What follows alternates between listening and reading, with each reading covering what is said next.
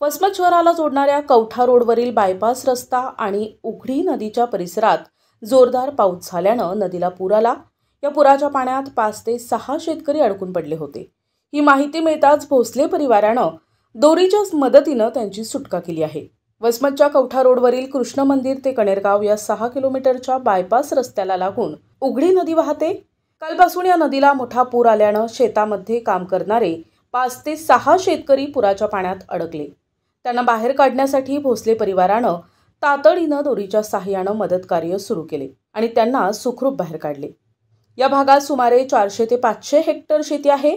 Bypass रस्त्याची दयनीय अवस्था तर आहेच, पण आता पुरामुळे शेतातलं सर्व पीक पाण्याखाली गेलंय। त्यामुळे सरकारनं त्वरित रस्ता दुरुस्त करून द्यावा अशी मागणी शेतकरी करत आहेत।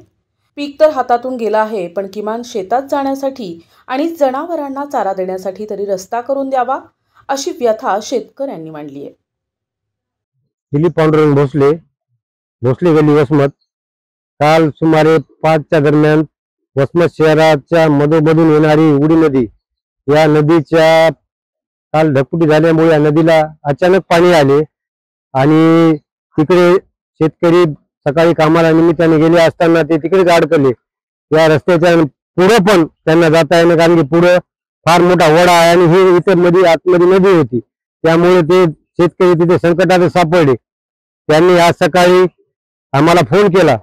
फोन केल्यानंतर संजय भोसले, भीमराव भोसले, दिलीप भोसले, त्याच्यानंतर काशीनाथ भोसले, बागन मामा, गोविंद भोसले, मेहत्रे, राजू मेहत्रे, गोविंद भोसले, दिगंबर भोसले, अंबादास भोसले गारकर, त्याच्यानंतर श्यामा भोसले, दिगंबर साखरे, राजू भोसले, अशा असंख्य लोकांनी आम्हाला सकाळी फोन केला व तिकडे लोक अडकले होते। त्यासाठी आम्ही ताबडतोब यंत्रणा, आमचीच यंत्रणा तयार केली। दोरीच्या सहाय्याने त्यांना इकडे रस्त्याच्या नदीच्या अलीकडे ओढण्याचे काम केले व ते सुखरूप इकडे बाहेर आल्यानंतर त्यांना इथे बिस्किटचे पुडे वगैरे देण्यात आले। आमची शासनाला एवढीच विनंती आहे की हा 6 किलोमीटर जाणारा रस्ता कृष्ण मंदिर ते किनवळा, या रस्त्याची फार दुरावस्था झालेली आहे।